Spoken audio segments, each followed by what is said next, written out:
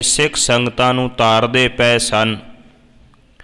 उन्हां दी शरण विच लाहौर दा एक वपारी आउंदा है जिसका नाम है भाई मनसुख।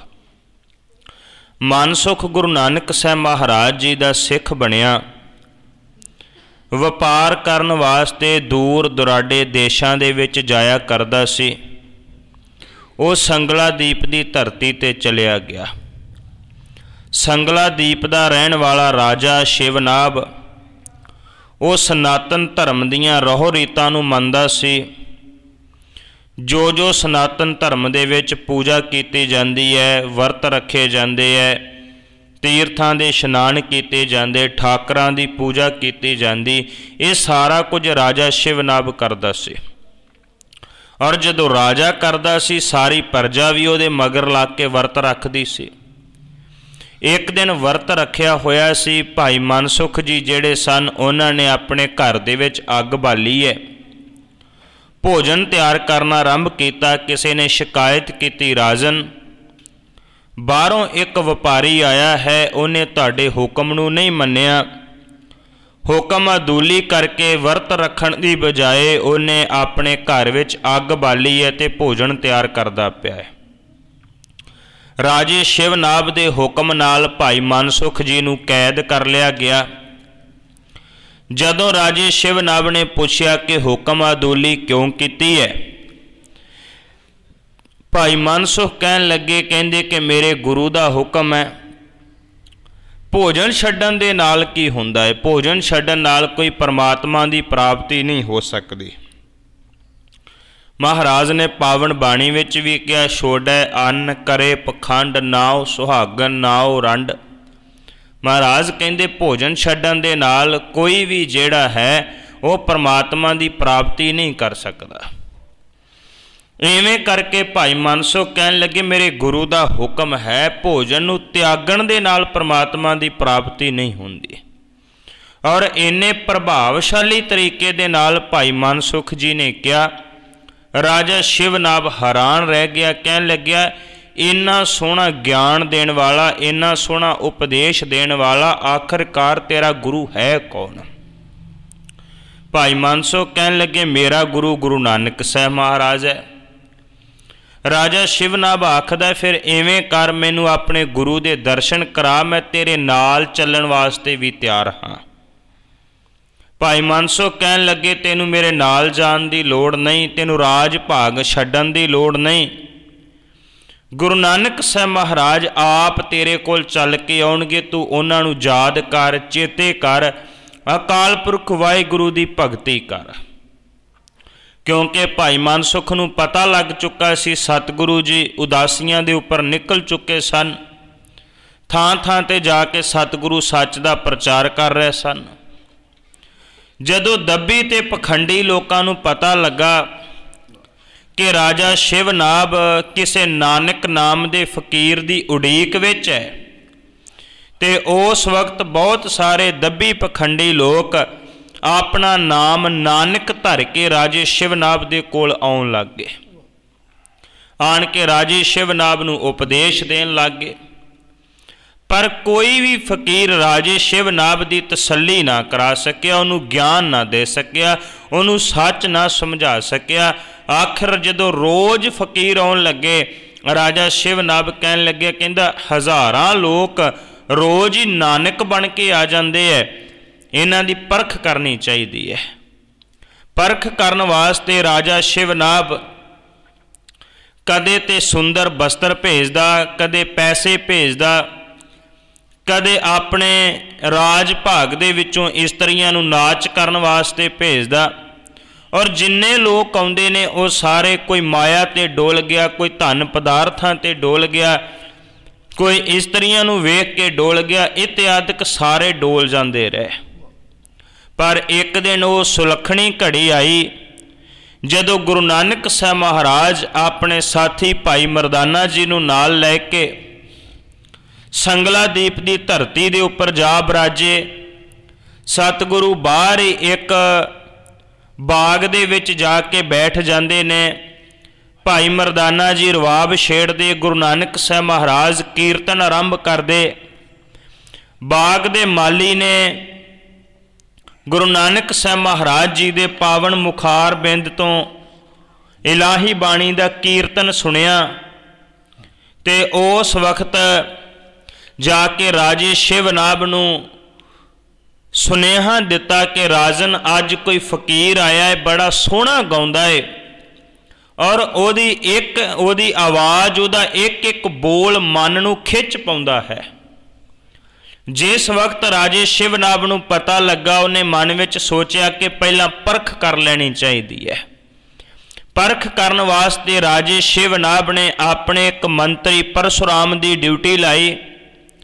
परशुराम सब तो पहला 36 प्रकार का भोजन तैयार करके गुरु नानक साहब महाराज के वास्ते लेके आया।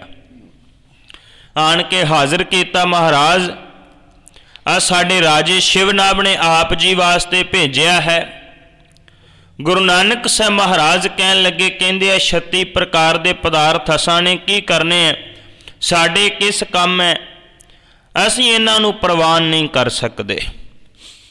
दूसरी बार वो मंत्री परशुराम बहुत सुंदर कपड़े वस्त्र इत्यादिक लैके आया कि हो सकता जे भोजन ते उन्हां दा मन नहीं डोलिया तो ये सुंदर वस्त्र सुंदर कपड़े वेख के डोल जाए। पर गुरु नानक साहब महाराज कहन लगे, असीं ते फकीर लोग हाँ, ये तेरे जेड़े सुंदर कपड़े ने ये भी साडे किसे काम नहीं।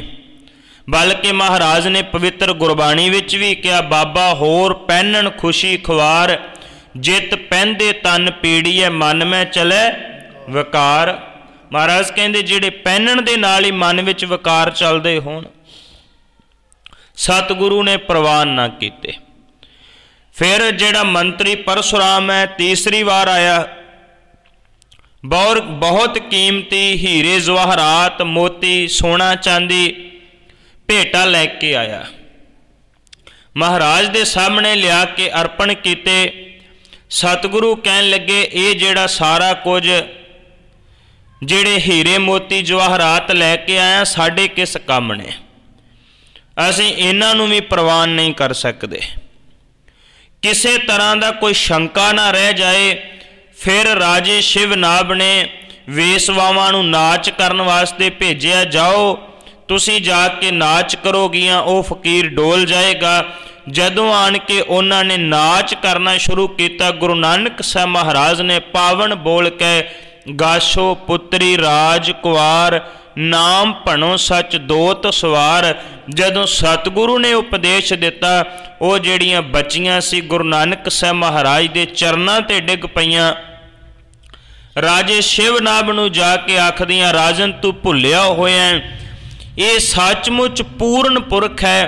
अज तो पहला जिन्ने फकीर आए वो साडे नाच नूं वेख के डोल जाते रहे, लेकिन ऐसा फकीर है जिहदे एक एक बोल ने साडे तपदे हुए हिरदियां नूं ठंडिया कर दिता, ठार दिता। राजा शिवनाभ नंगे पैरी दौड़िया होया गुरु नानक साहब महाराज के चरनां विच आया, नमस्कार कीती। गुरु नानक साहब महाराज ने उन्होंने सच का उपदेश दिता और फिर गुरु नानक साहब महाराज ने क्या, राजन इस धरती के उपर धर्मशाल बनाओ। गुरु नानक साहब महाराज का हुक्म मान के राजे शिवनाभ ने संगलादीप की धरती ते धर्मशाल की स्थापना की, जिथे हर रोज कीर्तन होन लग्या। गुरु नानक साहब महाराज भी उस धर्मशाला दे विच जाके बराजे। बहुत दिन सतगुरु संगलादीप की धरती ते रहे। सारे लोग सतगुरु दे दीदारे करन वास्ते आउंदे रहे। राजा शिवनाभ चाहुंदा नहीं सी कि सतगुरु मैनू छड्ड के जान, पर महाराज कहन लगे अजे होर सारी मनुखता नूं तारना बाकी है। गुरु नानक साहब महाराज ने राजे शिवनाभ नूं सच दा उपदेश दिता। राजा शिवनाभ गुरु नानक साहब महाराज जी का सिख बन गया और गुरु नानक साहब महाराज जी की उत्थे जय जयकार हुंदी है। इनू क्या है सतगुरु की बाणी ने कि गुरु जेड़ा है वो दीपक की तरह है। गुरदाता गुर हिवै कर गुर दीपक तेह लोए। दीवे तो एक दीवा जगदा, दूसरा तीसरा एक दीवे तो हज़ारां दीवे जगा लवो। पहले दीवे की रोशनी कदे घटदी नहीं, ਗੁਰੂ ਨਾਨਕ ਸਾਹਿਬ ਮਹਾਰਾਜ ਤੋਂ ਭਾਈ ਮਨਸੁਖ ਦਾ ਦੀਪਕ ਜਗਿਆ। ਭਾਈ ਮਨਸੁਖ ਨੇ ਰਾਜੇ ਸ਼ਿਵਨਾਭ ਦਾ ਦੀਪਕ ਜਗਾਇਆ ਔਰ ਭਾਈ ਮਨਸੁਖ ਤੋਂ ਸ਼ਿਵਨਾਭ ਤੇ ਸ਼ਿਵਨਾਭ ਰਾਜੇ ਤੋਂ ਸਾਰੀ ਨਗਰੀ ਗੁਰੂ ਨਾਨਕ ਸਾਹਿਬ ਦੀ ਸ਼ਰਧਾਲੂ ਬਣ ਗਈ ਔਰ ਸਾਰੇ ਸਤਿਗੁਰੂ ਦੇ ਸਿੱਖ ਬਣ ਗਏ। ਕਿਉਂਕਿ ਗੁਰੂ ਹੈ ਹੀ ਦੀਵੇ ਦੀ ਤਰ੍ਹਾਂ ਹੈ, ਉਹਦੇ ਤੋਂ ਕਿੰਨੇ ਹੋਰ ਜਿਹੜੇ ਹਨ ਉਹਨਾਂ ਦਾ ਪਾਰ ਉਤਾਰਾ ਹੋ ਜਾਂਦਾ ਹੈ। ਕਵੀ ਸੰਤੋਖ ਸਿੰਘ ਜੀ ਅੱਜ ਦੇ ਇਸ ਪ੍ਰਸੰਗ ਦੇ ਰਾਹੀਂ ਦਰਸਾ ਰਹੇ ਨੇ। ਲੜੀਵਾਰ ਇਸ ਇਤਿਹਾਸ ਦੀ ਵਿਚਾਰ ਨਾਲ ਜੁੜਨ ਦਾ ਯਤਨ ਕਰੀਏ। ਆਪ ਸੰਗਤ ਰਸਨਾ ਤੋਂ ਉਚਾਰਨ ਕਰਿਓ। ਸਾਰੇ ਆਖਿਓ ਜੀ ਸਤਨਾਮ ਵਾਹਿਗੁਰੂ ਸਾਹਿਬ ਜੀ।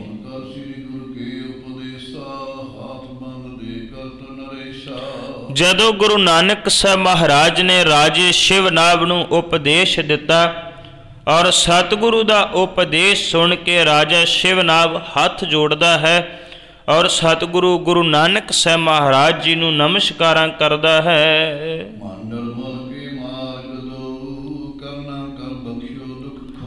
ਕਹਿਣ ਲੱਗਿਆ ਮਹਾਰਾਜ ਜਿਹੜਾ ਤੁਸੀਂ ਉਪਦੇਸ਼ ਦਿੱਤਾ ਹੈ, ਜਿਹੜਾ ਆਪ ਜੀ ਨੇ ਇਹ ਪਾਵਨ ਦੋ ਰਸਤੇ ਮੈਨੂੰ ਦ੍ਰਿੜ ਕਰਵਾਏ ਹਨ, ਮਹਾਰਾਜ ਕਿਰਪਾ ਕਰੋ ਮੈਂ ਉਸ ਮਾਰਗ ਦੇ ਉੱਪਰ ਚੱਲ ਸਕਾਂ।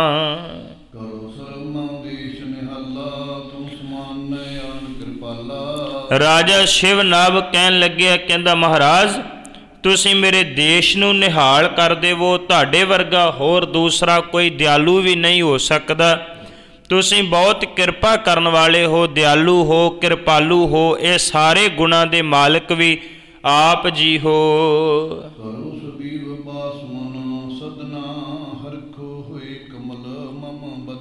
ਕਹਿੰਦੇ ਕਿ ਮੇਰੇ ਹਿਰਦੇ ਦੇ ਵਿੱਚ ਤੁਸੀਂ ਆਪ ਬਸੇਰਾ ਕਰੋ, ਭਾਵ ਆਪ ਟਿਕ ਜਾਣਾ ਕਰੋ।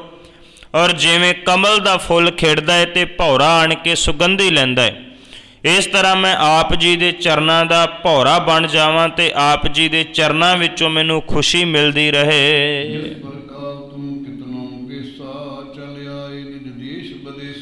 ਸਤਿਗੁਰੂ ਆਪ ਜੀ ਨੇ ਬੜੀ ਕਿਰਪਾ ਕੀਤੀ ਹੈ।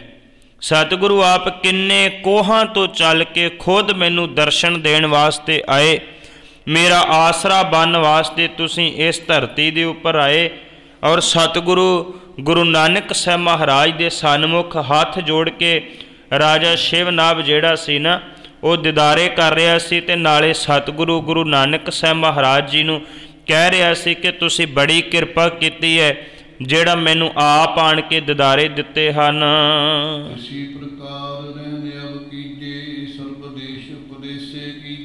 ਕਹਿੰਦਾ ਕਿ ਕਿਰਪਾ ਕਰੋ ਹੁਣ ਤੁਸੀਂ ਮੇਰੇ ਦੇਸ਼ ਦੇ ਵਿੱਚ ਹੀ ਟਿਕ ਜਾਣਾ ਕਰੋ, ਮੈਨੂੰ ਛੱਡ ਕੇ ਕਿਧਰੇ ਹੋਰ ਨਾ ਜਾਵੋ, ਨਾਲੇ ਮੈਨੂੰ ਆਪਣਾ ਉਪਦੇਸ਼ ਦਿੰਦੇ ਰਹੋ ਤੇ ਮੈਨੂੰ ਆਪਣਾ ਸਿੱਖ ਬਣਾ ਲੈਣਾ ਕਰੋ।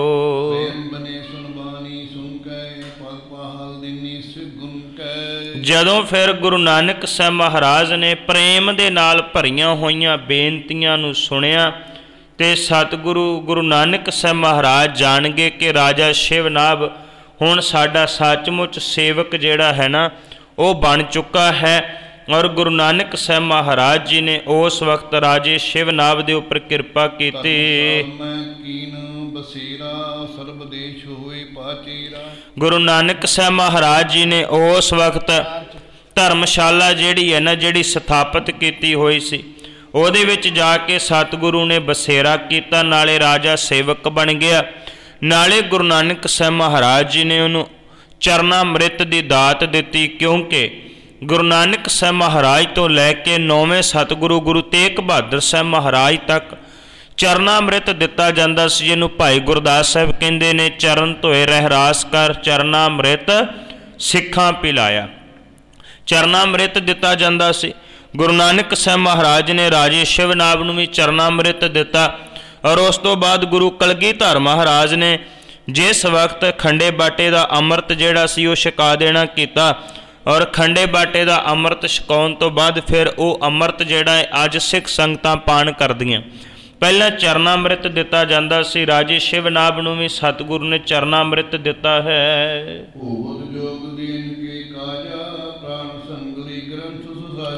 ਕਹਿੰਦੇ ਕਿ ਉਸ ਵਕਤ ਰਾਜੇ ਨੂੰ ਜਿਹੜਾ ਉਪਦੇਸ਼ ਦਿੱਤਾ उस उपदेश दे करके गुरु नानक साहब महाराज ने एक ग्रंथ लिखाया, जिस ग्रंथ नूं प्राण संगली ग्रंथ कहा जाता सी।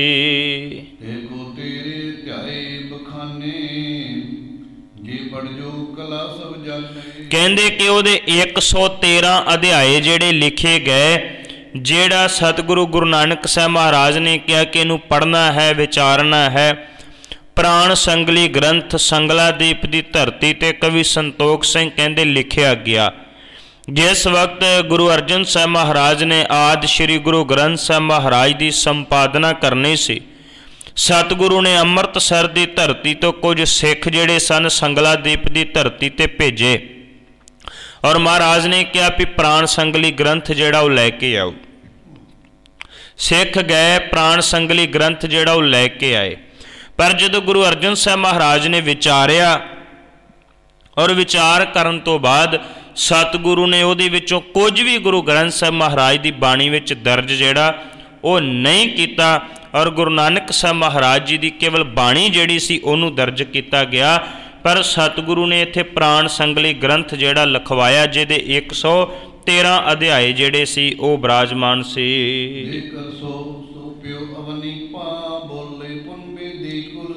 सतगुरु ने वह ग्रंथ लिखवा के राजे शिवनाभ के हवाले कर दिता।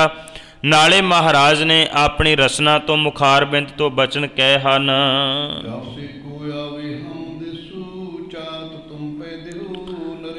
सतगुरु कहन लगे, कहंदे राजन जे कोई आवे ते फिर ये जिहड़ा ग्रंथ है ना तू उस नूं दे देना है।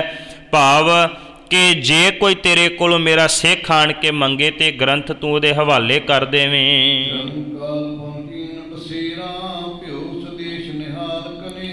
सतगुरु गुरु नानक साहब महाराज लम्मा समा उस पाव संगलादीप की धरती ते रहे, और सारे देश नूं सतगुरु ने निहाल कर दिता सी।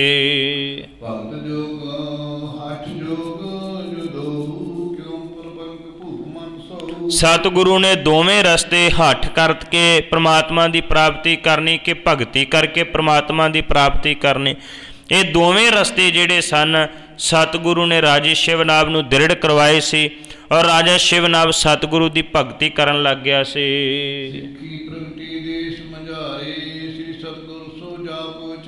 सतगुरु गुरु नानक साहब महाराज की कृपा दे नाल सारे नगर दे देश जिहड़े सन, जिहड़े सारे नगर दे लोक सन, वो अकाल पुरख वाहिगुरू की भगती करन लग गए, नाम जपन लग गए, और सारा संगलादीप जिहड़ा सी वो सतगुरु का सिख बन गया सी, सिक्खी फैल गई सी।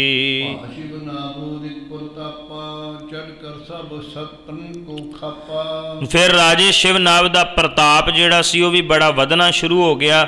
जिहड़ा भी चढ़ाई करके राजे शिवनाभ के उपर आया, वो सारे दुश्मनों का राजे शिवनाभ ने खात्मा कर दिता। इतिहास विच इवें भी आउंदा है कि जिहड़े आले दुआले दे निक्के निक्के टापू सी, भाव संगलादीप भी एक टापू से, जिहड़े आले दुआले दे कुछ देश कुछ राजे सी, वो राजे शिवनाभ दे नाल खार खांदे सी, और राजा शिवनाभ उस करके चिंता दे विच भी रहिंदा सी। और इतिहास ये भी कहता है कि गुरु नानक साहब महाराज ने राजे शिवनाभ का बाकी दे राजियां दे नाल समझौता करा दिता सी। इत्थे कवि संतोख सिंह कहते हैं कि जिहड़ा भी राजा फिर चढ़ के आया, राजे शिवनाभ ने उन्हां सारियां दा खात्मा कर दिता।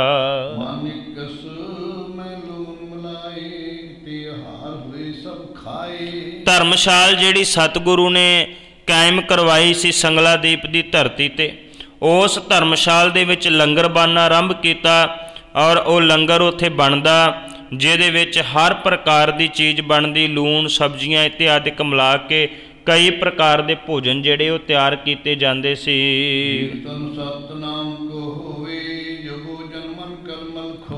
नाल ही धर्मशाल दे विच सतनाम वाहिगुरू दा जाप हुंदा। महाराज ने सतनाम का ही उपदेश दिता सी।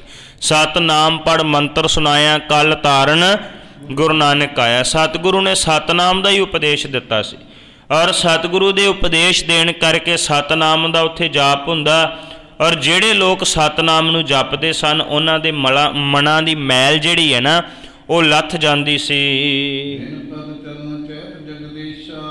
ਕਰੇ ਭਉ ਕੋ ਖਪੇ ਨਰੇਸਾ।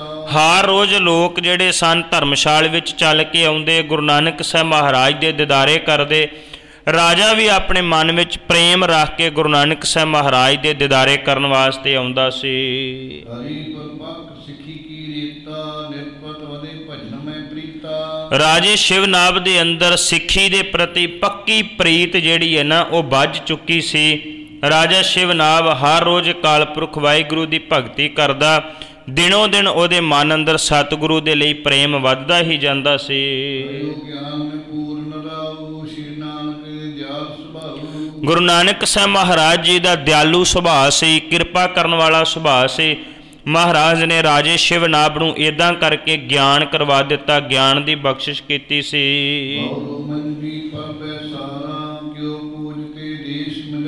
ਸਤਿਗੁਰੂ ਨੇ ਫਿਰ ਉੱਥੇ ਮੰਜੀ ਬਖਸ਼ਿਸ਼ ਕਰਕੇ, ਭਾਵ ਪ੍ਰਚਾਰਕ ਸਥਾਪਿਤ ਕਰਕੇ, ਮਹਾਰਾਜ ਦੇ ਚਰਨ ਪਾਉਣ ਕਰਕੇ ਉਹ ਜਗ੍ਹਾ ਜਿਹੜੀ ਪੂਜਣਯੋਗ ਬਣ ਗਈ। ਜਿੱਥੇ ਜਿੱਥੇ ਵੀ ਸਤਿਗੁਰੂ ਨੇ ਆਪਣੇ ਮੁਬਾਰਕ ਚਰਨ ਪਾਏ ਨੇ ਉਹ ਸਾਰੀਆਂ ਥਾਵਾਂ ਪੂਜਣ ਦਾ ਸਥਾਨ ਬਣ ਗਈਆਂ। ਜਿੱਥੇ ਬਾਬਾ ਪੈਰ ਧਰੇ ਪੂਜਾ ਆਸਣ ਥਾਪਣ ਸੋਆ। ਮਹਾਰਾਜ ਦੀ ਬਾਣੀ ਨੇ ਕਿਹਾ, ਮਹਾਰਾਜ ਕਹਿੰਦੇ ਜਿੱਥੇ ਜਾਏ ਬਹੇ ਮੇਰਾ ਸਤਿਗੁਰੂ ਸੋ ਥਾਨ ਸੁਹਾਵਾ ਰਾਮ ਰਾਜੇ। ਜਿੱਥੇ ਵੀ ਗੁਰੂ ਚਰਨ ਪਾਉਂਦਾ ਏ ਉਹ ਸਥਾਨ ਪੂਜਾ ਦਾ ਸਥਾਨ ਬਣ ਜਾਂਦਾ ਹੈ। ਇੱਦਾਂ ਹੀ ਸਤਿਗੁਰੂ ਨੇ ਸੰਗਲਾਦੀਪ ਦੀ ਧਰਤੀ ਤੇ ਚਰਨ ਪਾਏ ਤੇ ਉਹ ਸਥਾਨ ਪੂਜਾ ਦਾ ਸਥਾਨ ਬਣ ਚੁੱਕਾ ਸੀ।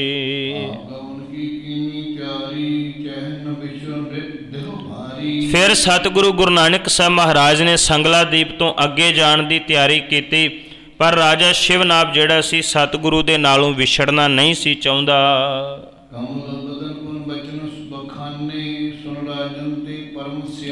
ਫਿਰ ਗੁਰੂ ਨਾਨਕ ਸਾਹਿਬ ਮਹਾਰਾਜ ਨੇ ਆਪਣੇ ਸੁੰਦਰ ਮੁਖਾਰਬਿੰਦ ਤੋਂ ਬਚਨ ਆਖੇ ਤੇ ਸਮਝਾਇਆ ਕਿ ਰਾਜਨ ਤੂੰ ਸਿਆਣਾ ਹੈ, ਸਮਝਦਾਰ ਹੈ। ਸਤਿਗੁਰੂ ਕਹਿਣ ਲੱਗੇ, ਰਾਜਨ ਵੇਖ ਤੈਨੂੰ ਗਿਆਨ ਹੋ ਚੁੱਕਾ ਹੈ, ਸਾਡੇ ਵਾਸਤੇ ਅਜੇ ਬੜੇ ਕੰਮ ਕਰਨੇ, ਅਜੇ ਕੰਮ ਅਧੂਰੇ ਪਏ ਨੇ, ਅਸੀਂ ਉਹਨਾਂ ਸਾਰੇ ਕੰਮਾਂ ਨੂੰ ਨੇਪਰੇ ਚਾੜਨਾ ਹੈ। ਸਤਿਗੁਰੂ ਕਹਿਣ ਲੱਗੇ, ਰਾਜਨ ਵੇਖ ਤੂੰ ਸਦਾ ਹੀ ਜਦੋਂ ਸਾਨੂੰ ਯਾਦ ਕਰੇਂਗਾ ਅਸੀਂ ਤੇਰੇ ਕੋਲ ਹੋਇਆ ਕਰਾਂਗੇ। ਤੂੰ ਧਿਆਨ ਜੋੜ ਕੇ ਅਕਾਲ ਪੁਰਖ ਵਾਹਿਗੁਰੂ ਦੀ ਭਗਤੀ ਕਰਦਾ ਰਿਹਾ ਕਰ।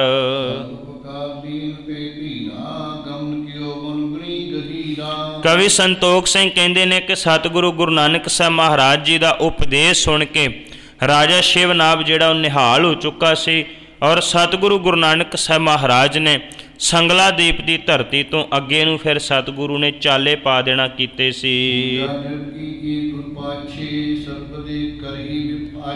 ਗੁਰੂ ਨਾਨਕ ਸਾਹਿਬ ਮਹਾਰਾਜ ਜੀ ਦੇ ਜਾਣ ਤੋਂ ਪਿੱਛੋਂ ਵੀ ਰਾਜੇ ਨੇ ਜਿਹੜਾ ਹੈ ਬੜੇ ਢੰਗਾਂ ਦੇ ਨਾਲ, ਬੜੇ ਤਰੀਕੇ ਦੇ ਨਾਲ ਉਸ ਸਥਾਨ ਦੇ ਉੱਪਰ ਜਿਹੜੀ ਨਿਤ ਪੂਜਾ ਕਰਦਾ ਰਿਹਾ ਸੀ।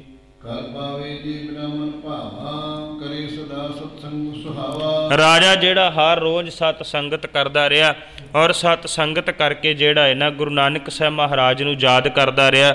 ਇੱਦਾਂ ਕਰਕੇ ਸਤਿਗੁਰੂ ਨੇ ਸੰਗਲਾਦੀਪ ਦੀ ਧਰਤੀ ਦੇ ਉੱਪਰ ਜਾ ਕੇ ਰਾਜੇ ਸ਼ਿਵਨਾਭ ਨੂੰ ਤਾਰਨਾ ਕੀਤਾ ਔਰ ਬਹੁਤ ਸਾਰੇ ਲੋਕ ਗੁਰੂ ਨਾਨਕ ਸਾਹਿਬ ਮਹਾਰਾਜ ਜੀ ਦੇ ਸਿੱਖ ਬਣ ਗਏ।